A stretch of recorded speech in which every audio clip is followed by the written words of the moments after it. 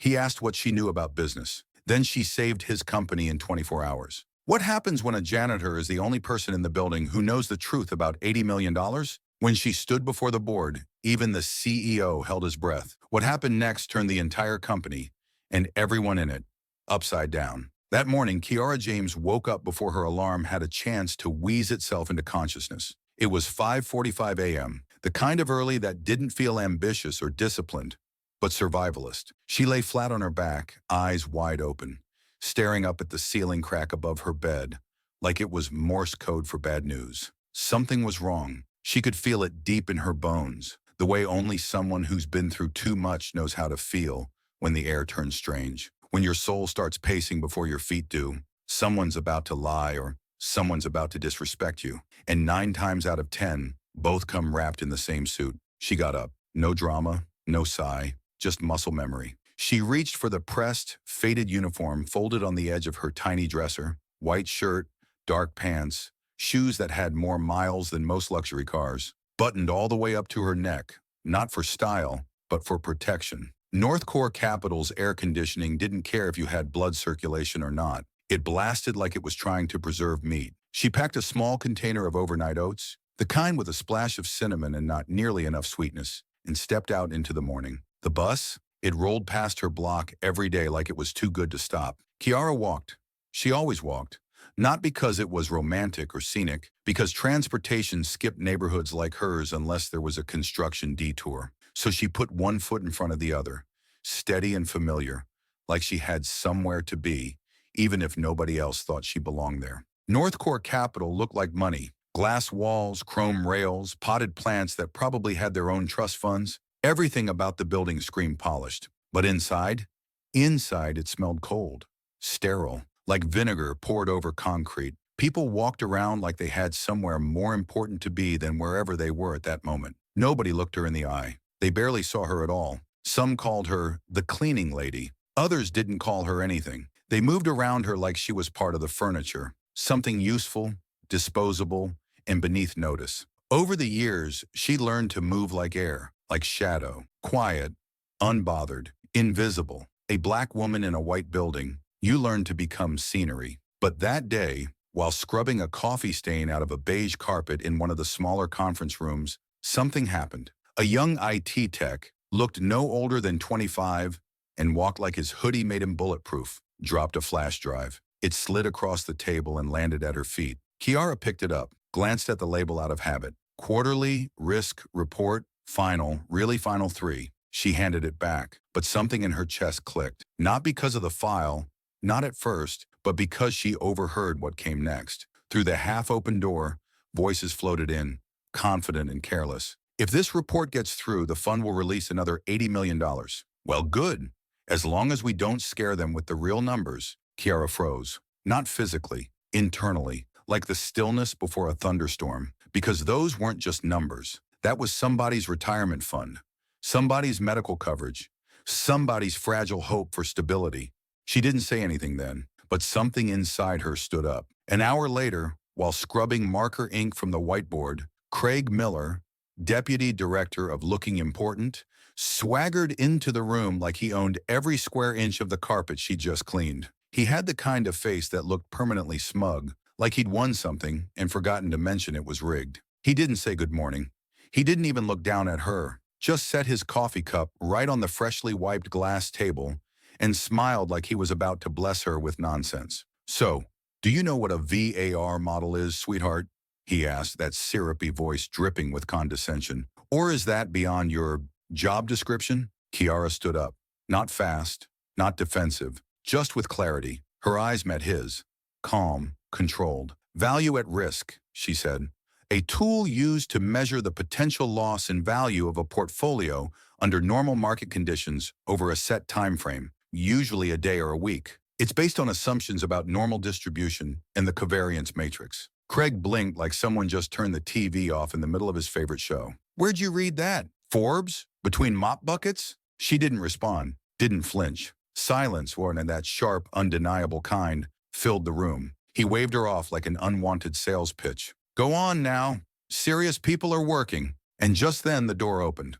William Bentley stepped in, the CEO. A man so intense, rumor had it he'd fired someone for sneezing during a quarterly briefing. He stopped cold when he saw the two of them, looked at Craig, then looked at Kiara, slowly. "What's going on?" he asked, voice smooth like an executioner's glove. Craig chuckled, weakly, nervously, like the sitcom laugh track had missed its cue. "Oh, nothing. Just the janitor giving us a finance lecture?" Bentley's eyes didn't shift. "You mentioned VAR?" he asked Kiara. "Yes," she replied, steady. "And I also overheard a conversation about manipulating risk figures in the report. I think that's something you should know." The silence that followed was heavy, the kind of silence you feel in your lungs. Craig's complexion started matching the freshly painted whiteboard. Bentley walked over to the table, picked up Craig's coffee cup, moved it to the side like it offended him. "What's your name?" "Kiara James. Be here tomorrow, 9 a.m. Bring everything you know." Craig opened his mouth, maybe to object, maybe to grovel, but Bentley was already walking out, like the decision had been made long before Craig learned to talk smooth. And Kiara? She didn't smile. She didn't gloat. She just stood there, knowing for the first time in years, someone actually saw her. Not as background, not as an accessory to someone else's success, but as a problem, the kind of problem that could burn a building down with the truth. It was 8:12 a.m., and Kiara James stood in front of the polished marble reception desk of North Core Capital with the kind of stillness that made people uncomfortable, not because she didn't belong, but because her presence dared anyone to say otherwise. She wasn't in a hurry. Her body was still, her eyes sharp, her breath measured. To the untrained eye, she might have looked tired, like someone dragging herself through another day of underpaid, underappreciated labor. But to anyone paying real attention, that woman stood like a general surveying a battlefield. Not because she wanted a fight, but because one had already started, and she wasn't walking away from it. The receptionist, a young thing with nails that probably had their own Instagram account and a degree in disinterest from the University of Corporate Coldness, didn't even try to hide her disdain. Her lips curled into that classic condescending smile, the kind you reserve for delivery drivers who dared show up through the front entrance. "Excuse me," she said, her tone as brittle as overbaked biscotti. "We don't need cleaning right now. Service entrance is through the garage." Kiara didn't flinch. Not a twitch, not a blink. She reached slowly into her coat pocket and pulled out a business card. No flourish, no theatrics. Just firm, deliberate movement. White paper, black print. One name, William A. Bentley, the CEO. She placed it gently on the counter, the way one might lay down a royal flush after watching someone bluff with a pair of twos. "I'm here for a meeting," she said calmly. "Ninth floor, conference room, Cyprus." The receptionist stared at the card as if it had just hissed at her. Her hand hovered over the button for the elevator, then pressed it with all the grace of someone trying not to choke on their own embarrassment. She didn't look Kiara in the eye again. Not once. The elevator doors opened. Kiara stepped inside, her folder held tight against her chest. Not like it was fragile, like it was armor. Inside that folder was everything. The truth, the receipts, the kind of numbers that could knock an empire off balance. And yet, as the elevator glided up, she wasn't scared. Her hands trembled, sure, but not from fear. From rage. The kind of rage that grows in silence. The kind that simmers through years of being overlooked, talked down to, dismissed with a smile and a fake laugh. This wasn't a breakdown. This was a reckoning. The ninth floor looked like a spa for spreadsheets. White walls, glossy glass panels, plants so perfectly trimmed they felt pre-approved, and coffee machines. More coffee machines than staff, as if caffeine was the real CEO here. Eyes locked onto her the moment the doors opened. One man in a navy suit leaned toward his colleague with a smirk. "Is this part of our new diversity initiative?" The woman by the printer chuckled without looking up. "She's definitely not from HR." Kiara didn't blink. She didn't smile. She walked past them like Moses parting a Red Sea made of bad intentions and beige privilege. And in her silence, she screamed, "You don't get to shrink me. I'm already too big for your comfort zone." Inside the conference room, they were waiting. Craig Miller was there, wearing a fresh shirt, a new watch, and the same old panic behind his eyes. He hadn't expected her to show. He'd counted on fear doing its job. He'd hoped she'd stay in her place, like so many before her, eaten by a system that never chewed. William Bentley, CEO of North Core, stood when she entered. "Ms. James," he said, "thank you for coming." "I keep my word," Kiara replied evenly, "especially when $80 million worth of fiction is on the line." That shut the room up. No one breathed too loud. This wasn't just a cleaning lady anymore. This was someone holding a live wire in a room full of water. Please, Bentley gestured.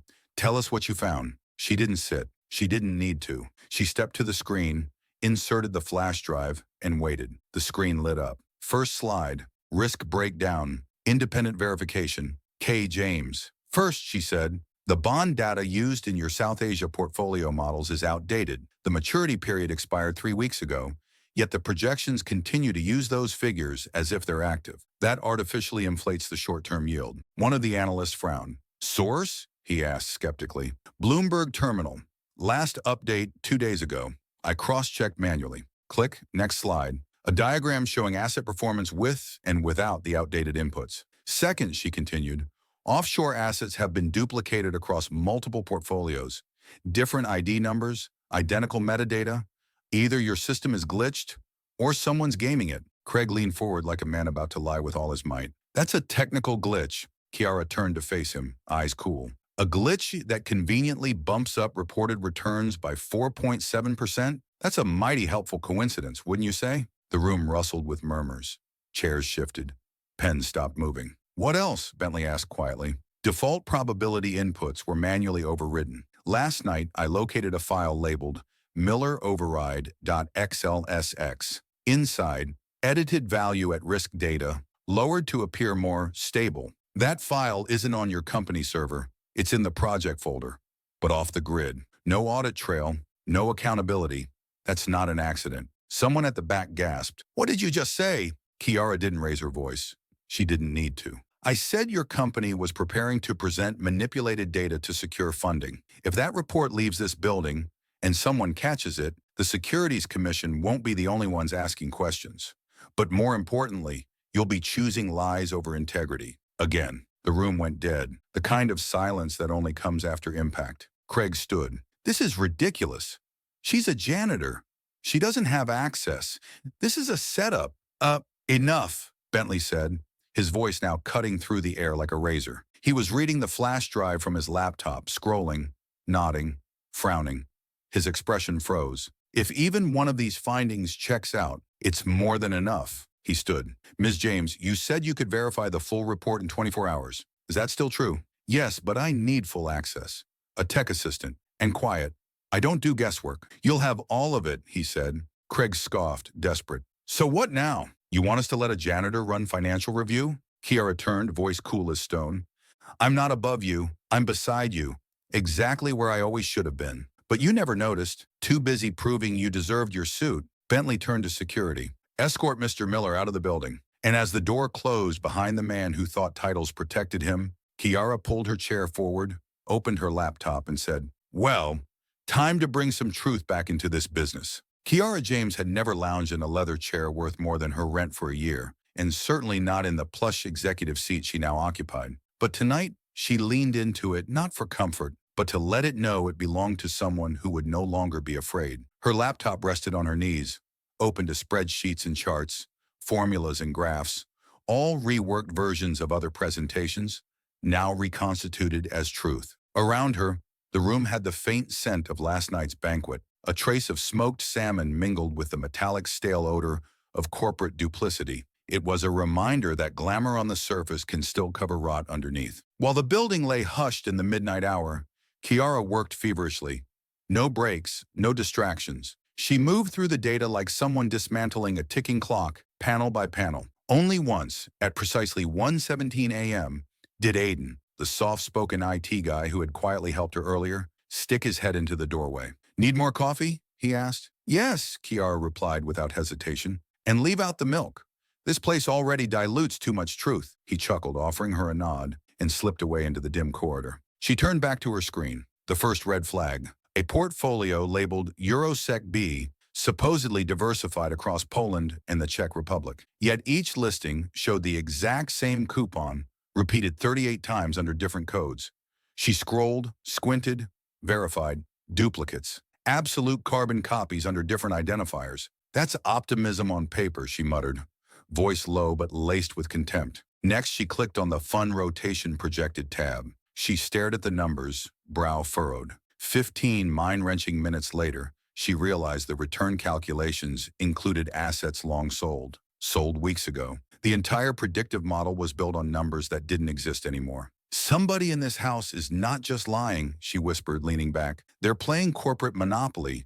Banker, judge, and player rolled into one. Her hand hovered over the tab labeled overrides underscore KR underscore backup. She paused. KR, Craig Miller's initials. His personal backup, he'd forgotten to scrub off the communal server. She clicked it open and recoiled as the file's contents revealed an ugly truth. A manual VAR adjustment of minus 15%, clearly to make risk look smaller than it was. Altered timestamps on log entries to hide when the changes occurred. A removed note that read, draft, not for report, all traces erased. She leaned back in the chair, eyelids closing. Not from exhaustion, but from revulsion. It was predictable. It was grotesque. The system that so easily dropped people like her to the bottom placed men like Craig at the top, even while their reports were built on paper-thin lies. By 4:36 a.m., it was done. The final dossier was complete, corrected figures, evidence attachments, system logs, annotated screenshots. She placed the primary flash drive in her coat pocket. Another copy uploaded to secure cloud storage. A third backup was hidden with a trusted friend, labeled open if I'm forgotten in the elevator. By 6 a.m., the building began to stir awake. Kiara washed her face in the restroom, set her hair back, and donned the same uniform she had worn while cleaning 7 days a week. The irony wasn't lost on her. Underestimated and invisible, that uniform had been her weapon. Now it whispered challenge. See me again, if you dare. At 7:55 a.m., she walked into William Bentley's office. He sat behind a sleek mahogany desk, 2 steaming cups of coffee in hand, one for him, one for her. You didn't sleep? He asked calmly. I can't, she replied. When lies burn this brightly inside a building, sleep becomes a liability. Bentley nodded, his gaze measured, genuine. You ready? More than ever, she said. At 9 a.m., the boardroom was full. Investors, executives, stakeholders who all believed they floated above truth. Kiara stepped forward, projected the first slide, and spoke. Good morning. If you came here expecting an untroubled, sanitized version of the report, this meeting is not for you. What you're about to see is raw, unpleasant, yet necessary. The initial slides struck like jolts of cold water. Reported yield had been stated as plus 7%, but once corrected, it was minus 2.3%. Pens paused mid-note-taking. Someone cleared their throat. Others leaned in for the first time in months. Next, she continued, let's look at asset duplication. Here is coupon A. Here it is again under a different ID. Here it is a third time. Same face, different mask. It's almost criminal how often we encounter identical assets in our database, each dressed with a clean font. It's not accident, it's design. Pretty theft behind a tie. Laughter erupted, bitter, nervous. Not one of them brave enough to look at her directly. Now, Portfolio South Asia Composite returns based on data from last quarter. Someone clearly hoped the next would be kinder. A fiscal wish, maybe? Didn't pan out. Craig Miller sat at the far end, pale, silent. His face matched the shock of a school kid caught cheating, except the teacher was worse than him. And in conclusion, Kiara said, voice leveling, let's talk about the folder labeled Overrides KR Backup. Manual edits, deleted timestamps, scrub signatures. You have IT downstairs. They can verify everything. Bentley nodded. They already are verifying, he said quietly. Whispers began across the room. An investor raised a shaky hand. Who are you in this company, he asked. A cleaning lady, Kiara answered bluntly. But today, I'm simply a woman fed up with wiping only coffee stains when the real mess happens in the ledgers. The boardroom of North Core Capital sat under a silence so thick it felt like a second ceiling had dropped from above. No one moved. No one exhaled with ease. It wasn't the kind of quiet that came from peace. It was the silence that followed the kind of truth no one was ready to swallow, but everyone knew had to be. William Bentley, the CEO, sat hunched slightly forward, elbows resting on the polished walnut table. He wasn't scrolling on a phone.